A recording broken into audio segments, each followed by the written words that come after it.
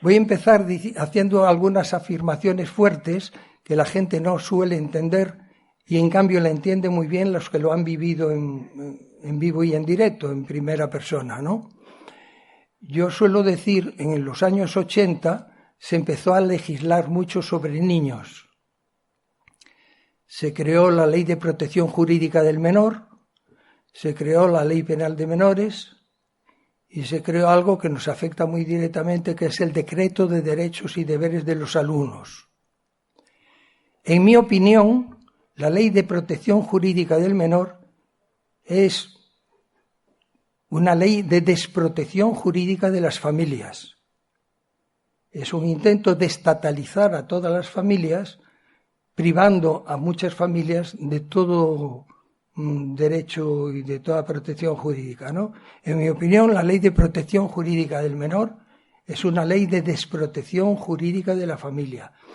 Yo llevo años luchando contra esta ley, sin conseguir nada, por supuesto, porque además creo que responde a un proyecto mundial y en toda Europa, en Inglaterra, en Francia, en Italia, la ley que implantaron aquí es la misma que implantaron allí, es como un proyecto de dimensión mundial, ¿no? La Ley Penal de Menores ocurrió lo mismo. Antes los niños hasta los 16 años eran inimputables.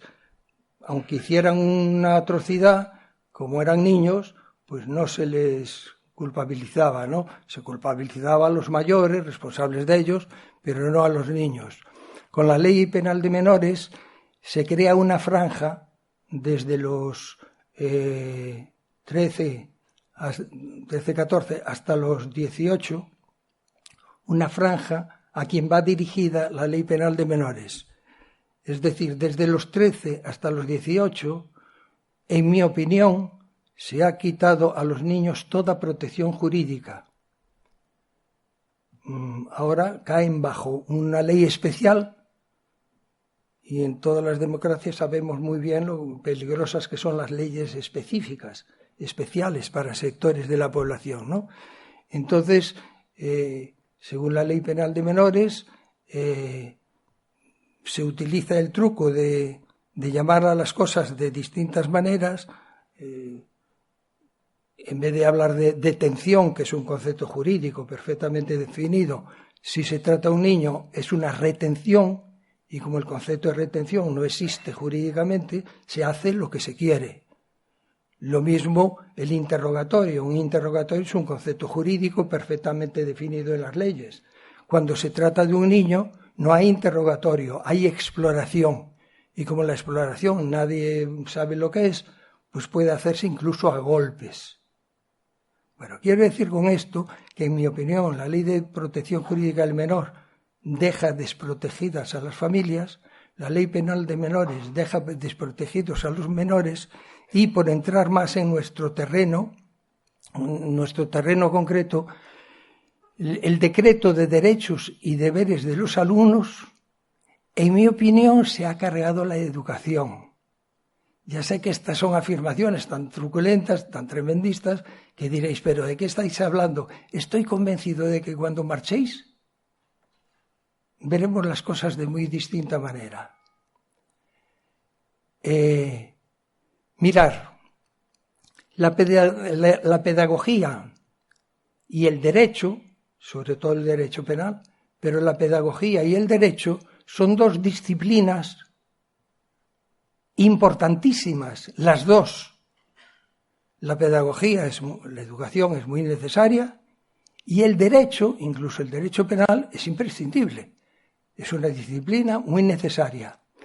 Pero son radicalmente distintas e incluso incompatibles. Donde hay pedagogía no puede haber derecho penal. Y donde hay derecho, no puede haber pedagogía, porque no caben juntas, son incompatibles. Las dos necesarias, las dos muy buenas, pero que son totalmente ajenas. Dos palabras para que se vea lo ajenas que son. La pedagogía pretende lograr un trasvase de la intimidad de los adultos a la intimidad de los niños, del interior de los adultos al interior de los niños.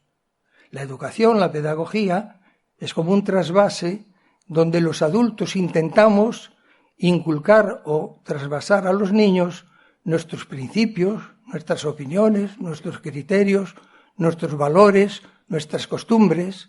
Después los niños ya lo filtrarán, porque son de otra época, distinta a la nuestra, y ya utilizarán lo que les interese. Pero en principio la esencia de la pedagogía es una cosa íntima. Mi interior, yo intento meterlo en el interior de mis niños, aunque después ellos seleccionen lo que les interese. Es una labor íntima. Y la pedagogía es esencialmente cómplice. Lo que al padre le interesa, tiene que interesarle al niño, y lo que al niño necesita y le interesa, tiene que interesarle al padre. Tiene que haber comunión de intereses entre profesor y alumno, entre padres e hijos. Si no hay esa comunión de intereses, los adultos tiramos en una dirección, los niños tiran en otra, y hay un desencuentro y no es posible ninguna educación. Entonces, la esencia de la pedagogía es que es algo íntimo, que nos afecta como personas, íntimamente nos implica, nos compromete, es algo íntimo, y es, como acabo de decir, ¿no? El derecho es exactamente lo contrario. El derecho es pura exterioridad. El derecho es sencillamente, porque se promulga una ley, ya nos obliga, incluso aunque no la conozcamos. La ley te obliga aunque no la conozcas. ¿Puede haber algo más ajeno a ti que algo que ni siquiera conoces? Y sin embargo, cuando una ley va dirigida a ti, aunque tú no la conozcas, te obliga. Es decir, el derecho es pura exterioridad, es pura imposición externa, totalmente ajeno al intimismo de que antes hablaba. Y el derecho, por supuesto, es todo lo contrario a la complicidad. Yo dije que en pedagogía la esencia es la complicidad, la comunión de intereses. El derecho es todo lo contrario, incompatible. ¿Os imagináis un juez que fuera cómplice del delincuente? Por esencia, el derecho es la antítesis de la complicidad. Y la pedagogía, la esencia, es la complicidad, la comunión de intereses. Quiero decir con esto que cuando sacaron el decreto de derechos y deberes de los alumnos, como su nombre indica, es un decreto de derechos. O sea, que ya estamos hablando de derecho, no de pedagogía. Se ve que hubo un momento en donde los estados, iba a decir el estado nuestro, pero parece ser que al menos todos los de Europa y América, en donde el Estado debió ver que viene un mundo difícil, complicado y de convivencia difícil, y han dicho, la educación ya no vale. Se ve que el Ministerio de Educación ha dejado de creer en la educación y ha decidido sustituir la educación por el derecho, por algo extrínseco, algo impositivo, algo exigente, algo ajeno a nosotros. Me explico, esto dicho así, parece una truculencia. O sea, que el Ministerio de Educación y el Ministerio de Justicia se han puesto de acuerdo para convertir la educación en un catálogo de derechos y deberes. ¿Dónde está la complicidad? ¿Dónde está la intimidad? ¿Me explico? Bien, como en mi opinión, cuando sacaron estas leyes, estos decretos, que los empezaron a sacar en los 80 y luego se confirmaron del todo en los 90, cuando sacaron estas cosas, yo recuerdo que cuando salió el decreto de derechos y deberes de los alumnos, los niños lo captaron inmediatamente. Los niños de las aulas inmediatamente captaron que algo había cambiado del todo. Que antes el profe era su cómplice, donde era pura intimidad, donde era puro secretismo, era comunión de intereses, y de repente los profesores tenían que cumplir una normativa y eran una especie de vigilantes del aprendizaje y de la disciplina. Y lo tenía tan claro el Estado, este proyecto, de prescindir de la intimidad de la educación, de la complicidad de la educación, de la autonomía académica, sustituirla por la normativa, las leyes, los decretos, los derechos, los deberes, etc., lo tenía tan claro que casi todos los procedimientos que empezaron a utilizar fueron para dejar claro lo importante que era la policía, lo importante que eran los jueces y lo poco importante que eran los niños, las familias y los profesores.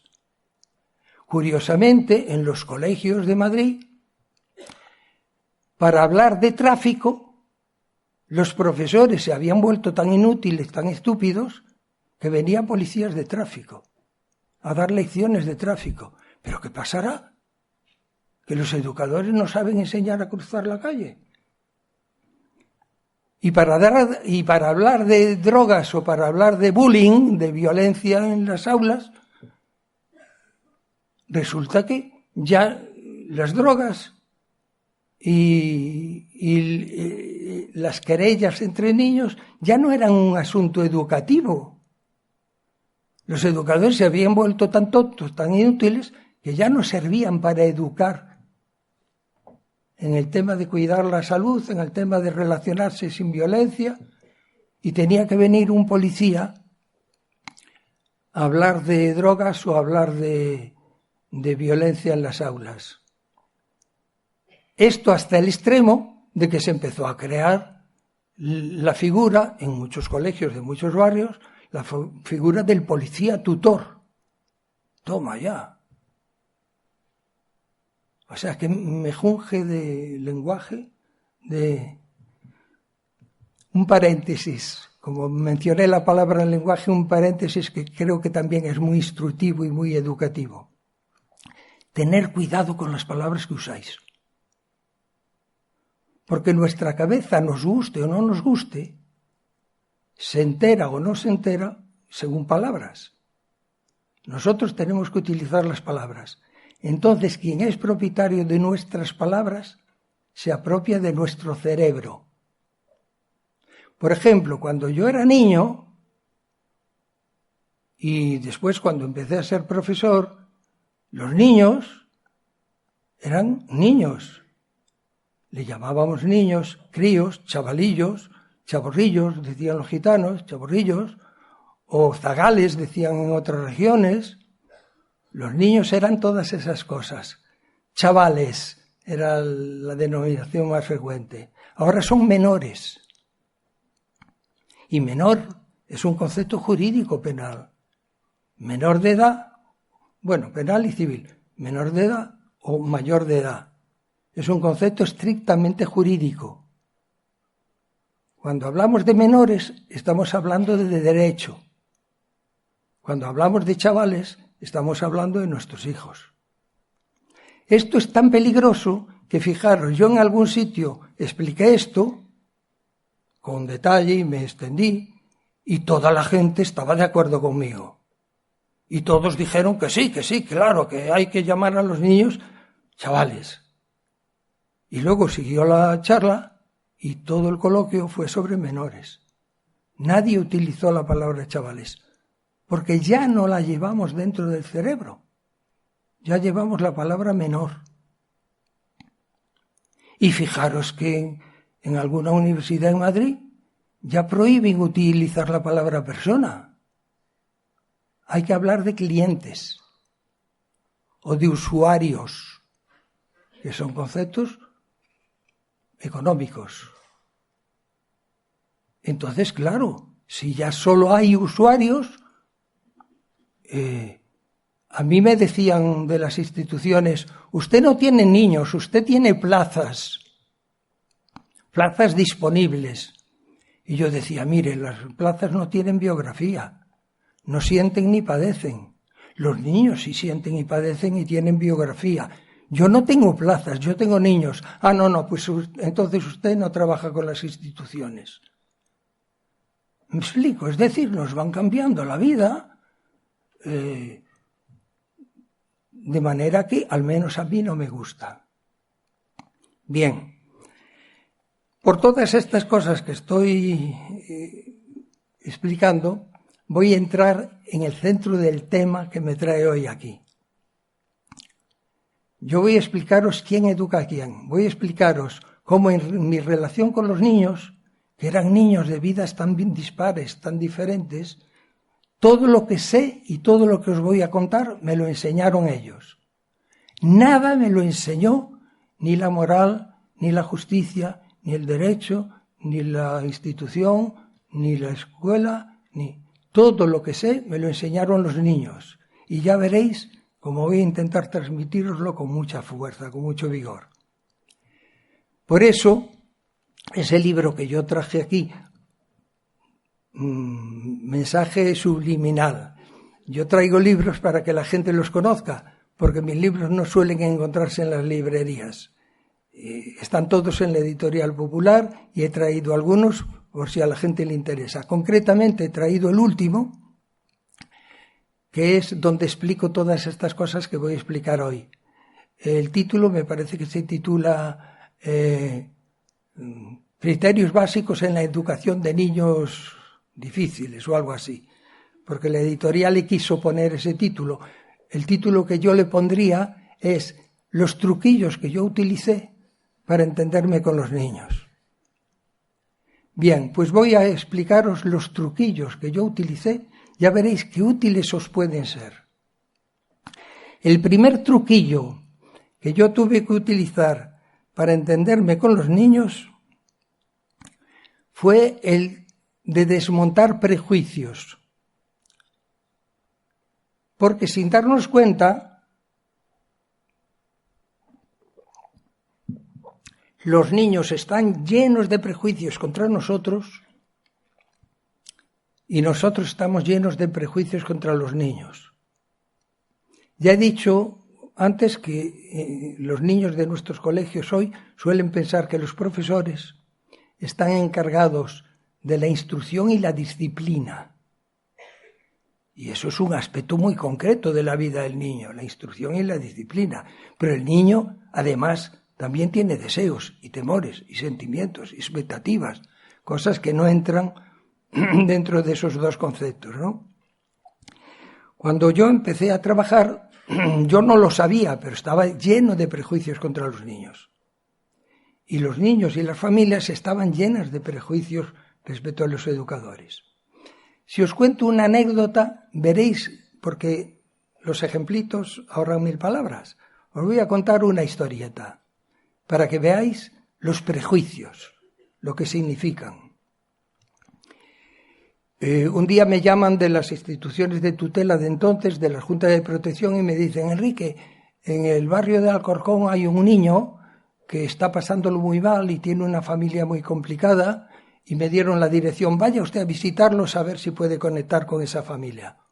Yo me fui a aquel barrio, entré en esta familia, estaba el papá, la mamá y 3 hijos. Entonces eran 2 hijos. Llego y según llego les explico, mire, me han mandado de las instituciones de tutela porque dicen que ustedes tienen problemas con un niño. Y la madre se pone frenética y me dice: lléveselo, que es un degenerado, pero no ve usted que es un maricón, pero no ve usted que es un mentiroso que está destruyendo mi familia.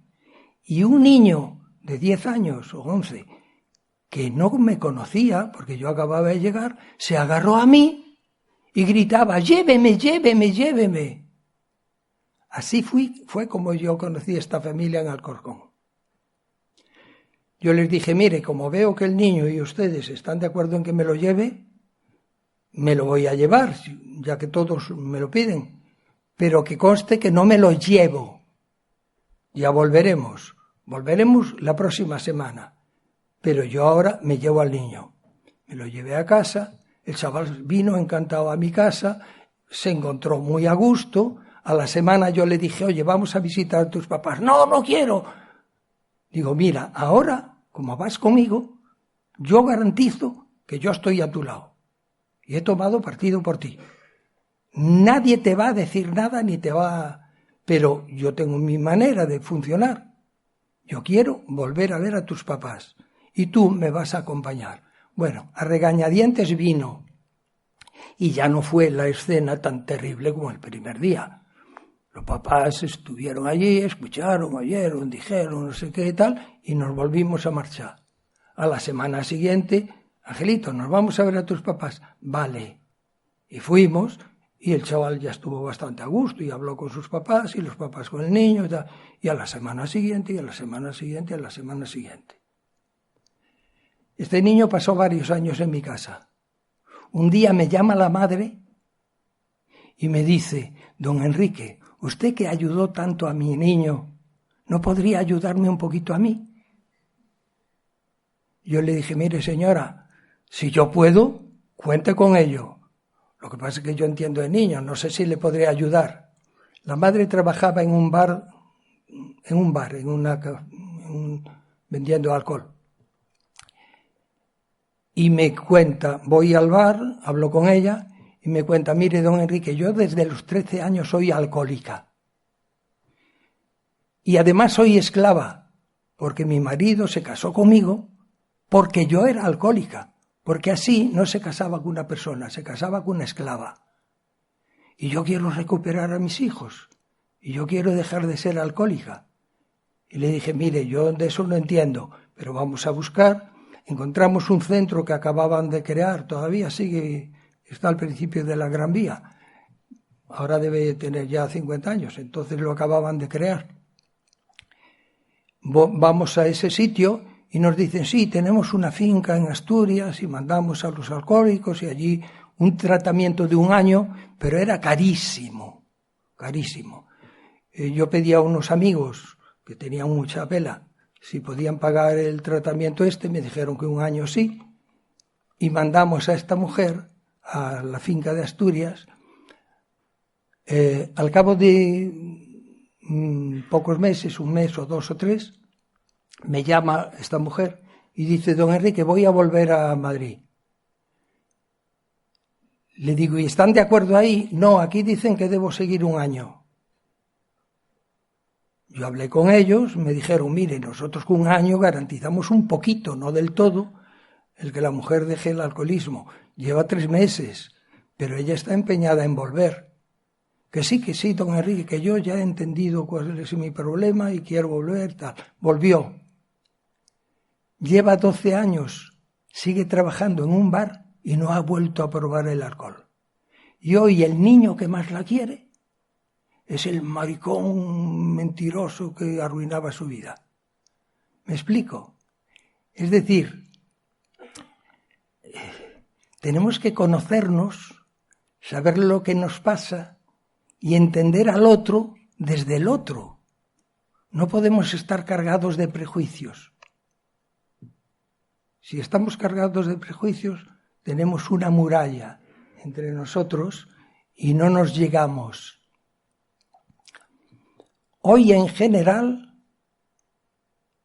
muchos educadores están muy cargados de prejuicios sobre los niños que le llaman menas, para estigmatizarlos. Sobre los menas, o sea, los chavalillos entrañables, que le llaman así para estigmatizarlos.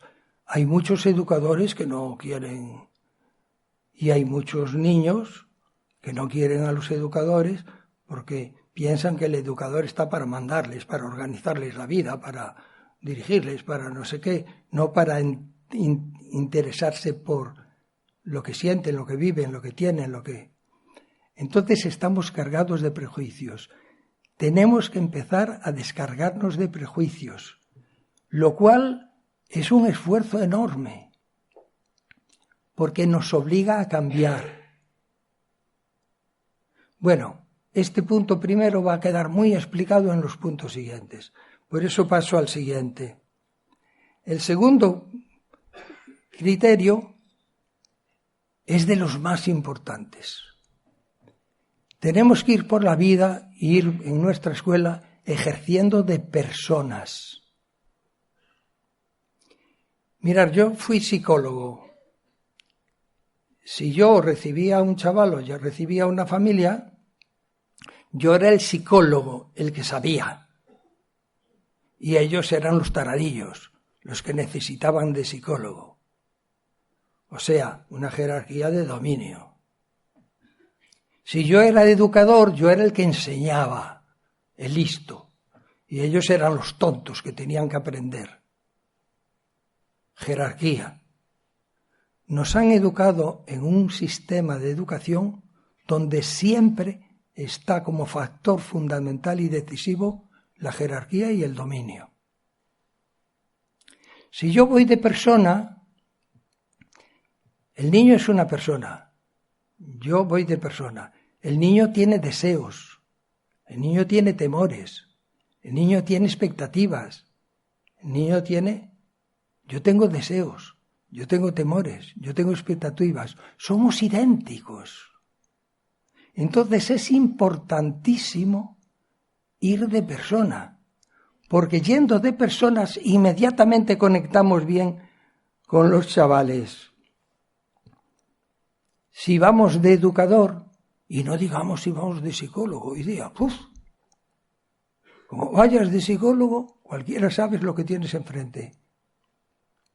También esto lo voy a explicar con un ejemplito que lo deja clarísimo. Como yo ejercí de psicólogo, yo tenía un gabinete de psicología que estaba junto al Parque del Retiro, en Madrid. Un día me dicen que van a mandarme a un chaval de 16 años. Llaman a la puerta, lo mandaba un juez. Llaman a la puerta, abro la puerta y veo un chico con cara de toro a punto de embestir, con aspecto de furia. Le digo, ¿eres fulanito? Sí. Digo, pasa, fulanito. Lo paso a mi despacho, le siento en una silla, la mesa del despacho, yo en el silloncito al otro lado. Saco un papel, saco un bolígrafo y ya el chaval no aguantó más y gritó, ¡usted es policía! Y digo, mira chaval, te juro que no soy policía, ni lo fui nunca y tampoco tengo intención de serlo. Pero te juro que si me explicas por qué ves en mí un policía, no sabes el bien que me haces. Por favor, ¿por qué te parece que yo soy un policía? El chaval le hizo un gesto como diciendo, este tío es tonto. Me dice, mire usted, cuando voy a la comisaría, abren la puerta y me preguntan, ¿eres fulanito? Y yo digo el nombre. Me pasan a un despacho como este. Me sientan en una silla como esta y se sientan del otro lado de la mesa, en el sillón. Y sacan un papel y sacan un bolígrafo. ¿A que usted me iba a hacer preguntas? Digo yo, sí. Y digo, atiza, este chaval tiene toda razón. Yo funciono como un policía y no lo sabía. Y digo, tengo que cambiar. Y le dije, mira, chaval, no sé lo que haré ni cómo lo haré, pero te juro que nunca más vuelvo a ser policía. Y cuando me quedé solo y pensé, ¿y qué voy a hacer? Llegaba el siguiente chavalillo a hablar conmigo a mi gabinete y yo le decía, oye, hola, mira, yo me llamo Enrique. Y como no, tú te estarás preguntando qué pinto yo en tu vida, que no me conoces de nada. ¿Qué te parece si damos un paseíto por el Retiro y al menos eso sacamos, tomar un poquito el sol? Es el provecho que vamos a sacar. ¿Te parece que en vez de estar aquí sentados pasemos por el Retiro? Vale. Salíamos. Y yo le decía, mira, no me cuentes tu vida. Te voy a contar la mía. Mira, como dicen que soy psicólogo, a veces yo puedo ser útil. Yo conozco jueces y tengo influencia porque tengo prestigio. Si un día tienes problemas con un juez, avísame. apréndete mi teléfono porque a lo mejor me puedes utilizar.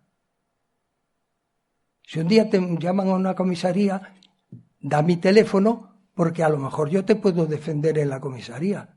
Si un día vas a un hospital, llámame al teléfono, que me llamen al teléfono, porque a lo mejor yo puedo ayudarte sentado al lado de tu cama. O sea, chaval, si te sirvo para algo, utilízame. Y si no te sirvo para nada, mándame a hacer gárgaras. Este era mi discurso inicial. A partir de ese momento, todos los chavales estaban encantados de hablar conmigo y todos se aprendían mi teléfono y casi todos lo utilizaron. Yo había dejado de ser policía porque un chaval me había descubierto que yo era policía y yo no lo sabía. ¿Me explico? Tenemos que ir de personas, porque el niño tiene temores y deseos, y yo tengo deseos y temores. Somos idénticos. Si el niño ve que vas de persona... Mira, yo empecé a trabajar en el barrio de Acelsa, que era un barrio gitano. Había una escuela pública y había 10 profesores, profesoras. Todos tenían el mismo horario, todos tenían la misma titulación. Unos daban matemáticas elemental, las 4 reglas, y otros daban lengua elemental, aprender a leer y escribir. Y todos tenían el mismo horario y todos tenían... Y han pasado 30 años y cuando algún niño de aquella escuela me ve, don Enrique, ¿qué es de don Sotero? Todos me preguntan por don Sotero. Don Sotero era uno de aquellos 10 profesores. Nadie se acuerda ni de doña Julia ni de don Luis. Todos me preguntan por don Sotero. Y yo me he dicho, ¿por qué se acuerdan de Sotero y no de nadie más? Me lo he preguntado y me he encontrado la respuesta.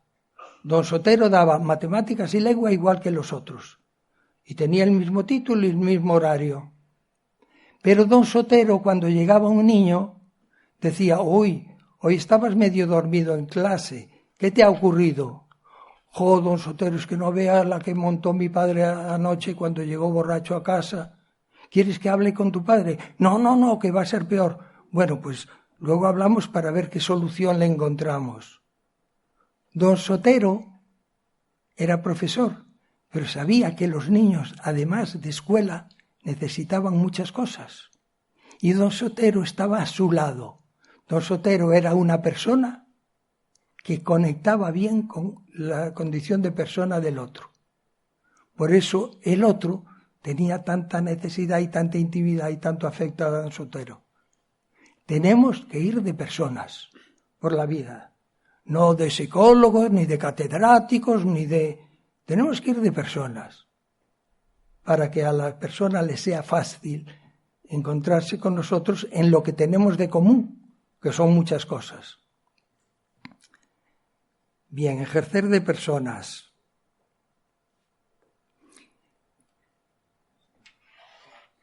Otro criterio importante, no sé cómo vamos de tiempo, porque estoy en el punto 3 y traigo 10 puntos, pero bueno, voy a apurarme más y la cosa...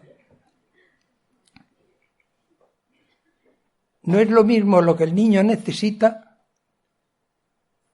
que lo que el profesor necesita. Normalmente los profesores lo que necesitamos es ganar un sueldo. Y lo que nos garantiza el sueldo es cumplir el protocolo, o sea, dar nuestra clase, enseñar lo que tenemos que enseñar y controlar lo que tenemos que controlar. Pero a veces lo que el niño necesita son otras cosas mucho más y anteriores a esta. Lo acabamos de ver en el ejemplo de don Sotero. No suele coincidir lo que el niño necesita con lo que necesita el profesor. Es muy importante que los profesores nos preocupemos de qué está necesitando este niño de mí y no tanto de qué necesito yo para ganarme el sueldo. Ojo, eso es un primer derecho y una primera necesidad, que nadie renuncie a preocuparse por su sueldo.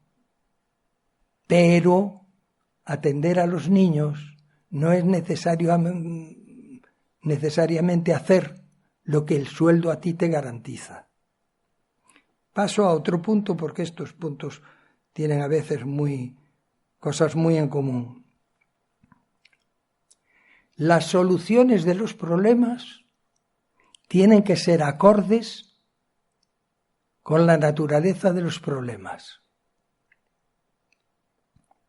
Y esto ya casi nunca ocurre. Me explico. Los problemas pedagógicos necesitan soluciones pedagógicas, no psicológicas ni jurídicas. Los problemas psicológicos necesitan soluciones psicológicas, no pedagógicas, policiales ni jurídicas. Los problemas jurídicos necesitan soluciones jurídicas, no psicológicas ni de otra naturaleza. Bueno, pues cuando inventaron el decreto de derechos y deberes de los alumnos, inventaron la derivación. Un chaval molesta en el aula y el profesor hace lo que sabe. Y si la cosa no funciona, le han dicho, a lo mejor es que este niño necesita un psicólogo. Y entonces el educador, que tiene un problema pedagógico porque es que el chaval es revoleras en clase, tiene un problema pedagógico, le han dado la posibilidad de derivarlo al psicólogo. Y cuando lo ha derivado al psicólogo, se queda de un a gusto el profesor, porque el profesor ya no tiene ningún problema. Y entonces el psicólogo del colegio estudia al niño y a la familia. Y hacen un informe. Y cuando el psicólogo ha hecho el informe, ya ha cumplido con su deber. Si hacer un informe resolvió el problema, que no suele ocurrir, pues ya está. Pero si no resolvió el problema, el decreto de derechos y deberes de los alumnos lo ha inventado, la derivación. Dice, ya no es un problema del colegio. El colegio lo que tiene que tener es un informe psicológico, pedagógico y social. Y eso lo tiene que pasar al ayuntamiento. Y el ayuntamiento va a mandar un psicólogo, un pedagogo y un trabajador social, que van a hacer 3 informes. Si esos informes arreglan el conflicto, estupendo. Pero si no, el decreto dice, ya no es problema del ayuntamiento, tiene que pasarlo a la comunidad. Y la comunidad va a mandar un psicólogo, un pedagogo y un trabajador social, que va a hacer 3 informes, ya van 9. Y si los informes ahora arreglan los problemas, ya está. Y si no, le dicen, uy, han pasado psicólogos, ¿verdad? Este chaval es muy difícil, este chaval tiene que ir al juzgado de menores. Y el juzgado de menores va a mandar a hacer 3 informes, psicológico, pedagógico y social. Ya tenemos 12 informes. Entre tanto han pasado años. El chaval está cada vez más destrozado. Y llega un momento en que ya no es asunto del juzgado de menores, porque el chaval ha crecido. ¿Y qué pasa entonces? Parece que no pasa nada, porque nadie interviene. Que no pasa nada. Este chaval y esta familia quedan criminalizadísimos. ¿Qué anormal será este niño y su familia que han pasado por ellos 4 psicólogos, 4 trabajadores sociales, 4 educadores y no han conseguido nada? Este niño es un monstruo. ¿Me explico? Y a partir de ahí pasa por las instituciones que atienden monstruos. Y pasan marcados por el destino. La derivación. La derivación es estupenda, nos quitamos el problema de delante. Un ejemplillo en esta misma dirección. Antes, cuando un niño no acudía a clase, el niño tenía un problema porque se estaba haciendo un golfo en la calle, el profesor tenía un problema porque se desacreditaba y el colegio tenía un problema porque se desacreditaba y la familia tenía un problema porque tenía un hijo golfeando en la calle. era un problema dentro de la privacidad académica y familiar. Era un problema de ellos. Y si lo solucionaban, era bien para todos. Y si no lo solucionaban, pagaban el pato todos. El colegio se desacreditaba, la familia tenía un golfo, el niño golfeaba en la calle. O sea, como era un problema educativo, académico, pedagógico, el problema era del ámbito de la familia y del colegio. Si lo solucionaba era bien para todos, y si no lo solucionaba era mal para todos. Pero como este problema lo han derivado a otros procedimientos, a procedimientos jurídicos, nadie lo resuelve y el problema queda ahí encriptado y criminalizado. No, los profesores tenemos que recuperar nuestra condición de personas con el niño, nuestra intimidad con el niño. Los profesores estamos para el niño, como persona a persona, y estamos para los papás. Hoy los papás y los colegios se llevan mucho peor que antes. Hoy hay cantidad de colegios que desconfían de los papás y cantidad de papás que desconfían de los profesores. Se ha roto la intimidad, que es la esencia de la pedagogía. Se ha roto la complicidad. Tenemos que esforzarnos por recuperar la complicidad con los niños y con sus papás. Sigo adelante.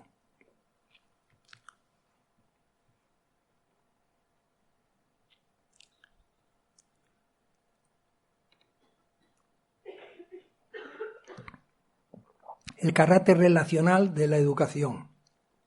En la vida todo es relación. Y todo lo que llegamos a ser, lo llegamos a ser por nuestras relaciones. Primero es la relación del niño con el vientre de su madre. El niño es lo que la madre posibilita. Después nace el niño y se abre la criatura a otro universo externo y se abre a otras relaciones. El niño descubre a su papá, descubre a sus hermanitos, después descubre a los familiares, después descubre a los vecinos, después descubre los colegios. El niño va relacionándose sucesivamente y recibiendo de ese sistema de relaciones todo un aprendizaje. Somos el producto de nuestras relaciones. Pero ojo, que una relación siempre es entre dos.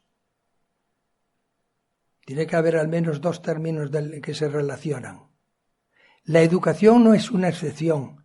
La educación es pura relación entre profesor y alumno. Pero ojo, que son dos. Biografía del profesor, biografía del alumno. Nociones del profesor, nociones del alumno. Hay dos. Si la cosa no funciona, como nos han enseñado en el dominio, nos han educado diciendo de que si la cosa no funciona, el niño tiene que cambiar. ¿Y por qué no el profesor, que es la mitad de la relación? Cuando un niño no funciona, seguramente tendrá que cambiar el niño, pero lo que es indudable es que el 50% del cambio tiene que hacerlo el profesor.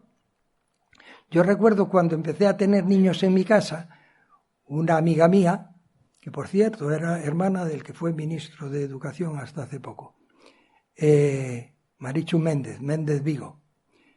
Pues Marichu tenía también su casa llena de niños. Los dos vivíamos en Moratalaz. Yo visitaba a Marichu a veces. Y yo veía que en la casa de Marichu era una casa con una placidez, una tranquilidad. Y llegaba a mi casa y en mi casa había tensión y perrenchas y conflictos. Y yo un día le dije, Marichu, ¿qué haces? Porque en mi casa hay mucha... Enrique, salta a la vista. ¿Te salta a la vista porque en mi casa hay tensión? Claro, lo ve todo el mundo menos tú. A ver, ¿tú qué ves? Mira, Enrique, tú eres muy perfeccionista. eres muy... O sea, en tu casa los niños tienen que adaptarse a tu vida. Y son niños muy distintos a ti. En mi casa hemos creado un sistema de vida, la mitad el profesor a gusto y la otra mitad el niño a gusto. A lo mejor la casa cuenta con más desorden y lo integra y lo acepta. ¿Por qué? Porque el niño tiene que estar a gusto, que es el 50% de relación, y el profesor tiene que estar a gusto. En tu casa tú estás muy a gusto, pero los niños están muy contra gusto. Yo dije, atiza. O sea que para que cambien los niños, tengo que cambiar yo. Y entonces he descubierto que de todos los niños que pasaron por mi casa, el niño más difícil he sido yo. Porque es a quien más me ha costado lo que a mí me costó descuidar la justicia, descuidar la moral, descuidar la educación, descuidar para preocuparme solo de los niños.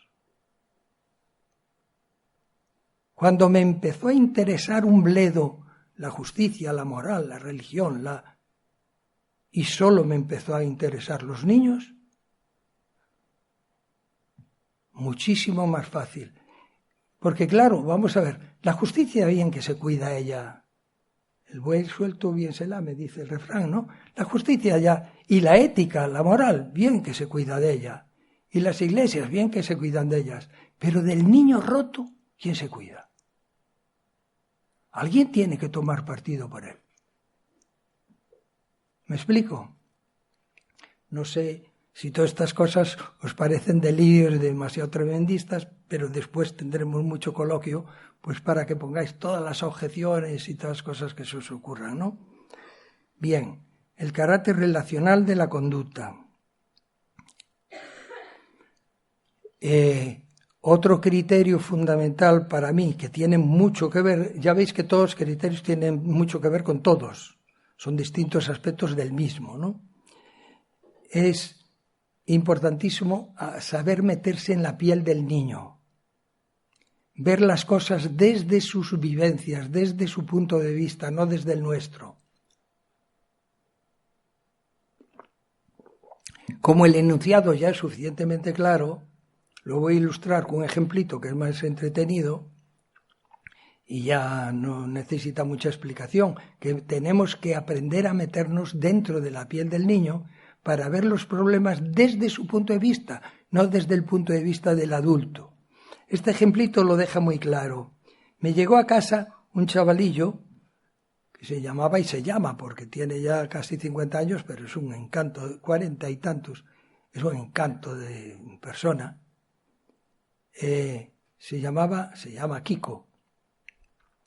Bueno, pues llegó Kiko a mi casa. Me lo mandaban de las instituciones de tutela. Llegó Kiko a mi casa. Bueno, entró en la casa y empezó a vivir con nosotros. Y uno de los primerísimos días, yo salí de casa, quedaba en casa una persona que me acompañaba, que me ayudaba, una mujer. Y cuando volví me dice, Enrique, tenemos un problema. Digo, ¿qué problema? Dice, el Kiko se marchó a la calle y volvió. Digo, y el problema es que se marchó por la ventana. Y volvió por la ventana. Yo no entiendo que en mi casa se salga por las ventanas. Afortunadamente era un segundo piso. Y encima, del primero encima había es decir, caerse solo sería un piso. Pero bueno, en todo caso se marchó por la ventana y volvió por la ventana. Y le dije, mira, Adela, tranquila, porque no sabemos lo que significa eso. No debemos hacer nada antes de saber lo que significa. Vamos a ver si lo sigue haciendo o lo deja hacer. Educar no es fácil, ¿eh? Tienes que educar tus emociones y tus ansias de mandar. Yo no sabía lo que tenía que hacer porque no sabía lo que significaba aquello.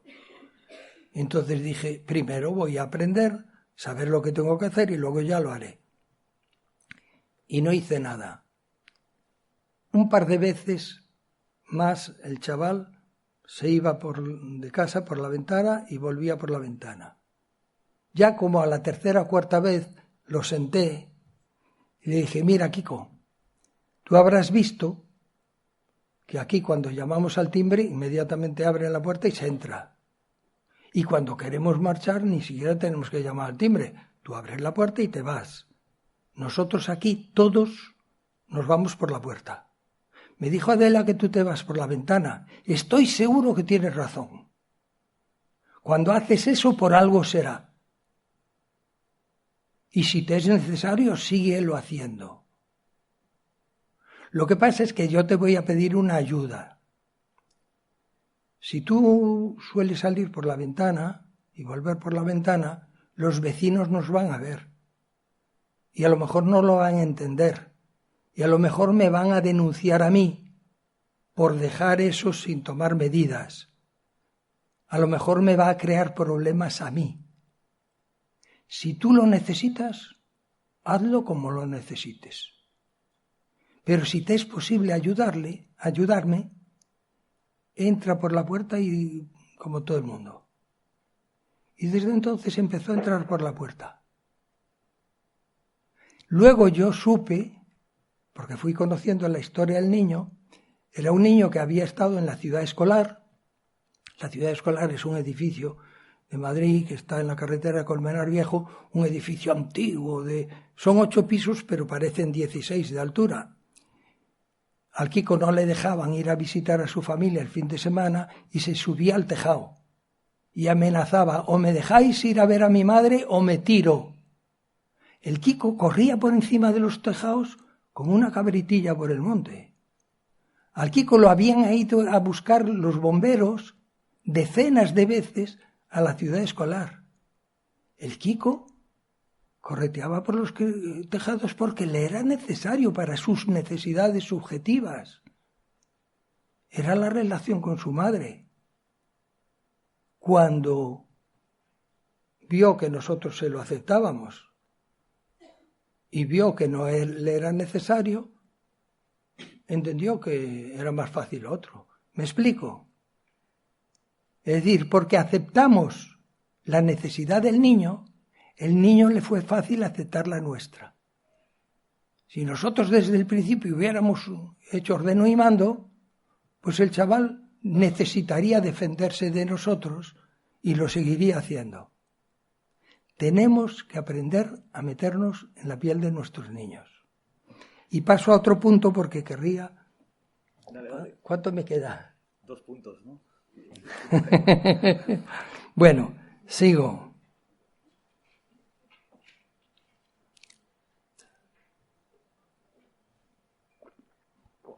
Sí, me quedan 3 o 4 puntos, voy a intentar ser breve. Ahora vienen 2 puntos muy importantes y que no son fáciles de digerir. 1. Hay que tomar partido a favor de los niños. Yo dije antes que yo, por la educación que había recibido, era partidario de la justicia, y era partidario de la moral, y era partidario de la religión, y era partidario... Y los niños me fueron enseñando que lo que ellos necesitaban es que yo fuera partidario de ellos. Y a partir de ese momento yo siempre tomé partido por los niños, incluso cuando los niños hacían una fechoría. Porque el niño que hacía fechoría necesitaba que alguien le aceptase tal cual funcionaba y tal cual era. Yo he tomado partido por mis niños. Os voy a poner un par de ejemplos que son muy gráficos y son muy necesarios. Un día un juez me llama y me dice: don Enrique, tengo un chiquillo que me gustaría que se lo llevara a usted y tal, el juez de menores. ¿Qué le pasa a este niño? Es ludópata, tiene la manía de robar, lo hace siempre y sin darse cuenta. Yo pensé, bueno, es un juez que me está hablando, no es un psiquiatra, seguramente no sabe lo que es un ludópata. Pero bueno, en todo caso, lo que sí queda claro es que este niño debe robar mucho. Y le dije: señoría, Usted sabe que yo hago las cosas a mi manera. Si usted lo acepta, pues muy bien. ¿Cuánto tiempo lleva usted con el niño? Uy, ya varios años. Y con sus métodos no dejó de robar. Por eso yo voy a utilizar otros métodos. Vale, muy bien. Quería quitarse el niño encima y me lo echó. Vale. Llegó el chavalillo a mi casa. Y yo el primer día, según llegó, cuando me lo mandó, me dijo, don Enrique, ¿se lo va a llevar una conducción de policía? Y dije, yo no. Pero se da cuenta, si el niño lo lleva la policía a mi casa, es como cuando lo llevan a la cárcel. Mi casa queda convertida en una cárcel simbólicamente para el niño. No, que el niño esté aquí, que yo lo vengo a liberar. El significado de los gestos es totalmente distinto. Usted tenga aquí al niño, que yo vendré a buscarlo. Iba yo y le decía, chaval, vámonos del juzgado. Vente conmigo, ya estás en libertad. Bueno, vino a mi casa. Según llegó a mi casa le dije, mira, me dice el juez que está robando siempre. Yo no sé si eso es bueno o malo, porque no sé si lo que dije, la moral y los criterios, me dice el juez que está robando. Yo no sé si eso es bueno o malo, porque si lo haces por algo será. Pero sí querría que tuvieras en cuenta lo que te voy a explicar. Mira, si me robas a mí, te prometo que no va a ocurrir nada. Ni te vamos a castigar, ni te vamos a echar, ni te vamos a nada. Puedes robar siempre que quieras. No te va a ser fácil, porque yo soy muy veterano y no es fácil robarme. Pero si me robas, es prueba que lo haces mejor que yo. Ole, tío. Si robas a los niños de casa, es mucho peor. Tampoco nadie te va a echar. Ni te vamos a reprochar ni nada. Pero va a haber peleas en casa todos los días. Mejor róbame a mí que a los niños. Y desde luego mejor róbame a mí o a los niños mejor que a los vecinos. Porque si robas a los vecinos, no te van a echar a ti, me van a echar a mí. Y entonces yo no me podré interesar por ti. O sea, chaval, si vas a robar, vete a Plaza de Castilla, que queda a varios kilómetros, y que nadie se va a enterar de dónde vivimos. Yo le dije eso convencido. Ya sé que esto aparentemente es muy inmoral, aparentemente. No sé cómo el juez se enteró y me llamó. Es usted un irresponsable, es usted un sinvergüenza, es usted, ¿cómo le encargué yo a este niño y no sé qué? O sea que usted permite al niño robar. No, quien le ha dicho eso le ha engañado, señor juez. Pues usted dijo que con tal de ir lejos, que puede robar. Mire usted, antes, bajo su sistema, el niño robaba en todos los sitios. Ahora solo roba lejos de casa. ¿Por qué? Porque yo se lo mandé. O sea, que las cosas que mando ya están funcionando. Ya tiene terrenos acotados. Ya no roba indiscriminadamente ni en todas partes, ni es ludópata. Ahora ya solo roba lejos de casa. Deme tiempo, que a lo mejor el niño va cambiando. Bueno, al juez le costó mucho, pero me lo dejó porque no tenía otra solución. Me lo dejó en casa. Y el chavalillo al cabo de un tiempo dejó de robar.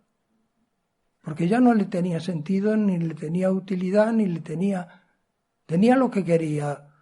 Yo les daba un dinerillo todos los domingos para sus gastos. Bueno, tampoco necesitaba más y el chaval dejó de robar. Quiero decir que aparentemente era inmoral lo que yo le encomendaba al niño. No, lo que hacía era, el no robar era no el punto de partida, sino el punto de llegada. Teníamos que hacer un proceso para que terminara no robando, no que empezara no robando. Entonces, tomar partido para los niños, aunque a veces aparentemente eso vaya contra la moral. Esto a mí me ha funcionado muy bien. Otro aspecto, debemos ser muy significativos para los niños. Significar algo muy positivo para los niños con los que nos relacionamos. La gente piensa, a veces me lo dicen, Enrique, claro, tú como vives con esos niños en casa, pues terminas siendo como su padre y te vuelves muy significativo. Pero yo soy profesor de matemáticas y tengo al niño unas horas. ¿Cómo puedo conseguir esa significación? Y yo le digo, mira, no es el tiempo lo que nos da significación.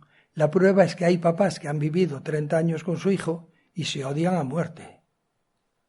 No es el tiempo, es lo que tú signifiques para el niño. Yo le digo, mira, mis niños eran como náufragos. Y yo era como un tablón al que agarrarse.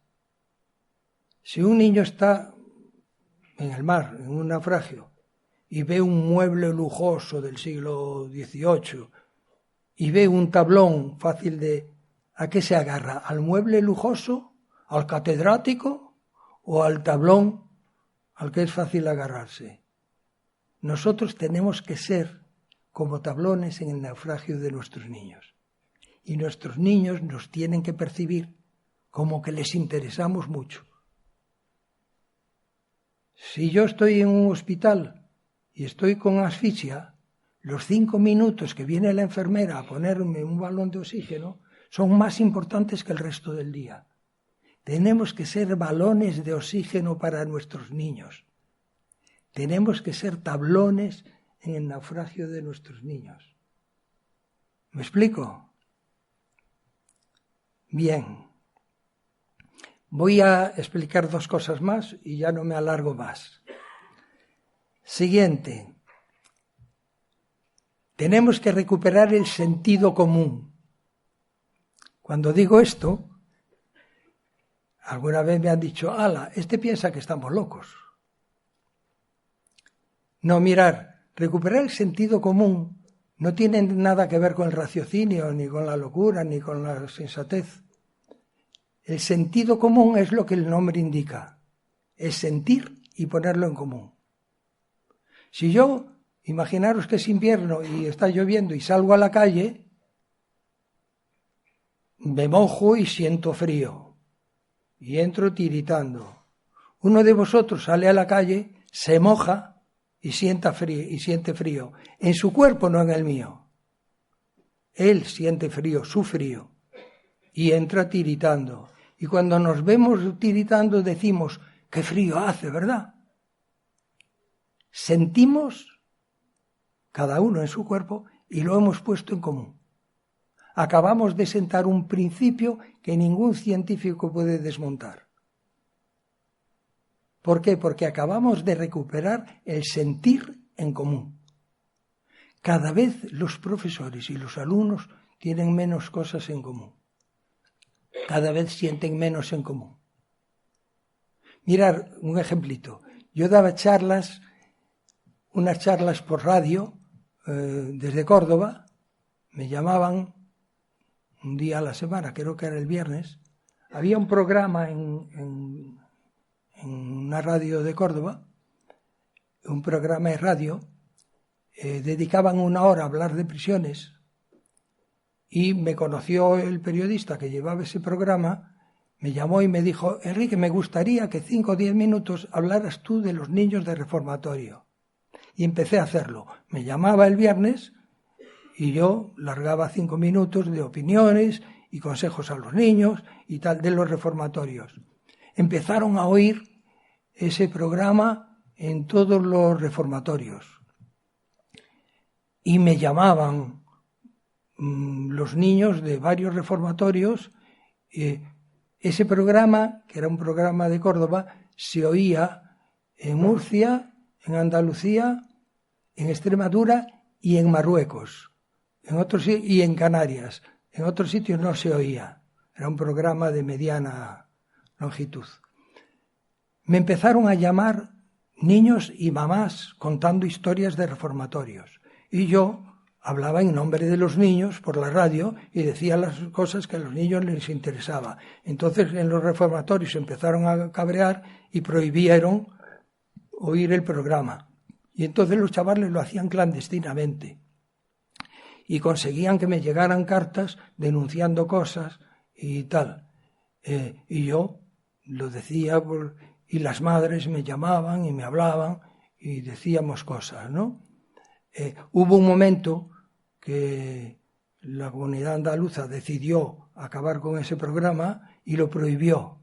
Y entonces Derechos Humanos le dio el premio ese año al programa y un año más conseguimos que siguiera oyéndose. Después lo cerraron y no se volvió a oír más.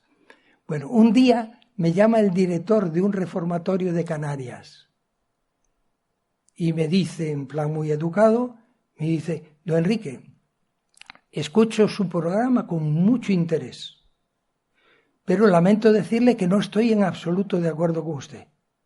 Y no lo estoy por 8 razones. Primero, yo soy director de un reformatorio y usted no. O sea, que habla de lo que no sabe. Segundo, llevo casi toda la vida de educador en un reformatorio o de director. ¿Usted estuvo alguna vez en un reformatorio como educador? Usted habla de lo que no sabe. Tercero, cuarto, quinto, me daba 8 argumentos. Yo leí la carta, que era muy respetuosa, y dije: este tío tiene toda razón del mundo. Por ejemplo, decía: he notado que usted siempre toma partido por los niños. Y yo le dije, pensé, tiene razón en los 8 puntos de lo que me dice. Y entonces le contesté con una carta muy cariñosa, en la que decía: le parecerá broma, pero estoy de acuerdo con usted en los 8 puntos. Lo malo es que a usted se le olvidó el punto número 9. Mire usted, los niños de su reformatorio les tienen miedo a ustedes porque mandan en su vida. Y los profesores y educadores de su reformatorio le tienen miedo a los niños porque son salvajes. En relación de miedo, la educación es absolutamente imposible. Donde hay miedo, se podrá domesticar, pero jamás se podrá educar. Donde hay miedo, la educación es imposible. Por eso su reformatorio y los reformatorios donde haya mutuo miedo, lo mejor que podían hacer era cerrarlos. Le contesté eso. Educar bajo el régimen del miedo es absolutamente imposible. Educar bajo el sistema de dominio en que nos han educado es muy difícil. Por eso tenemos que apearnos, empezar a ser personas, ver en los niños personas y aproximarnos e intimar con ellos. Como son muy listos, ya han sacado conceptos que lo dificulten. La distancia óptima nos han inventado.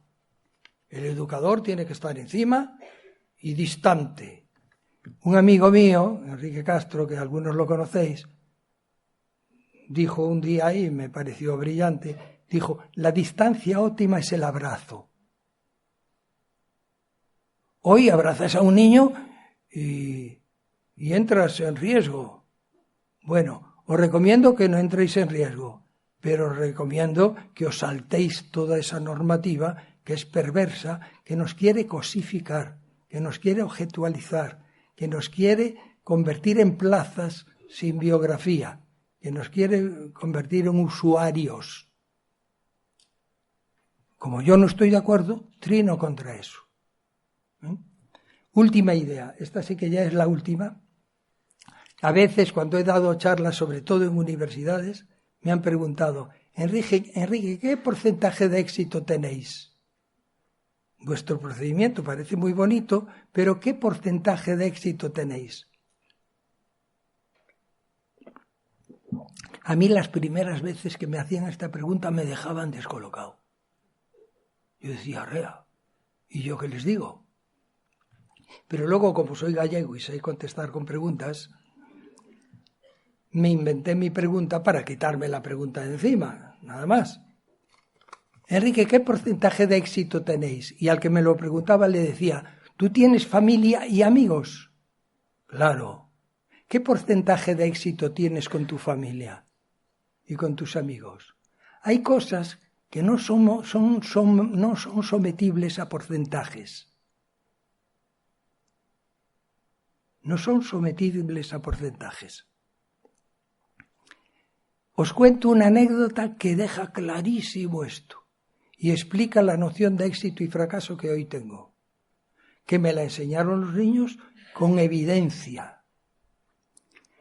Me mandaron a un chavalillo, un juez me mandó a un chavalillo que tenía 12 para 13 años. Me lo manda.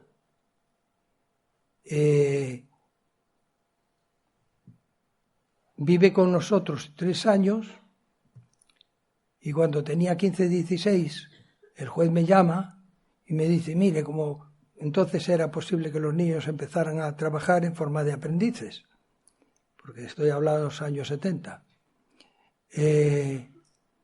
me dice, mire, como el niño ya es mayorcito y la mamá lo necesita, la mamá y yo pensamos que lo mejor es que el niño vuelva con su mamá. Y yo le dije al juez, si el niño está de acuerdo, yo no tengo ningún inconveniente. Como todos estaban de acuerdo, le dije, pues vete a casa de tu mamá, y se fue.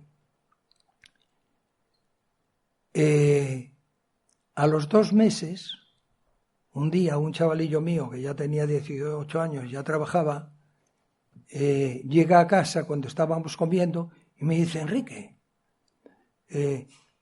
al Félix lo han estrangulado. Digo, ¿qué me dices? Lee el caso. Pasé por un kiosco y tenía la revista El Caso. El Caso era un periódico que entonces se publicaba y que lo dirigía un jefe de policía, era el director del caso, y contaba las truculencias que habían ocurrido en España. Bueno, pues salía mi Félix en la portada del Caso, ahorcado con cables, en el interior de un coche, abandonado en una carretera de Extremadura, con un simulacro de bomba. Yo fui a la revista El Caso, hablé con el periodista se asustó mucho, no quería hablar conmigo, luego me dijo que él se había limitado a publicar la noticia que le había mandado la policía, que él no sabía nada y que no quería saber nada. Yo traté de indagar y nunca supe nada. Como era el primer niño que moría de los que estaban en mi casa, a mí me entró un repente de fracaso y mis amigos colaboraban en él. Fíjate, Enrique, no estamos preparados. A lo mejor si supiéramos hacerlo bien, lo de Félix no había ocurrido. Y afortunadamente los niños que me lo enseñaron todo, ¿quién educa a quién? Los niños que me enseñaron todo me sacaron de la ignorancia. Y en su lenguaje, ahora yo lo voy a decirlo en mi lenguaje para ser breve, pero en su lenguaje de niños me dijeron, mira Enrique, la vida de Félix antes de llegar a casa era un infierno.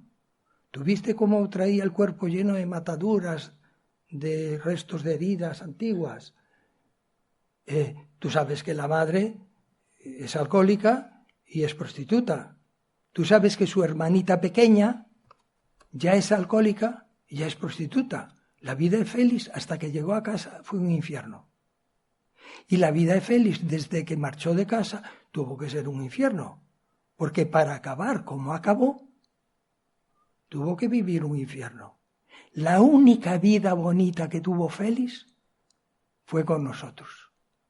¿Te acuerdas cuando corríamos por el monte Aloya, en Galicia, y él corría detrás de los caballos? ¿Te acuerdas cómo se revolcaba por la hierba? ¿Te acuerdas cómo nos bañábamos en un riachuelo que había allí, que ya ha desaparecido? ¿Te acuerdas cómo nos bañábamos allí? ¿Te acuerdas cómo se reía, cómo disfrutó con nosotros? La única vida que tuvo Félix fue con nosotros.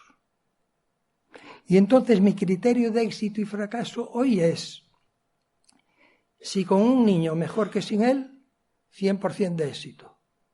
Y si el niño dice, si con Enrique mejor que sin Enrique, 100% de éxito. Que después nos cae una teja en la cabeza y nos mata, es que nosotros no controlamos el universo, la vida. A lo mejor luego nos lo matan por tráfico de drogas, o a lo mejor se muere ahogado, a lo mejor, pero es que eso se escapa. Lo que a mí me responsabiliza es, ¿con estos niños mejor que sin ellos? ¿Los niños están contentos de tenerme de profesor? Pues nuestro éxito es 100%. Tantea si tus chavales están encantados de haberte conocido. Y en ese caso, pase lo que pase en la vida, estás teniendo un 100% de éxito.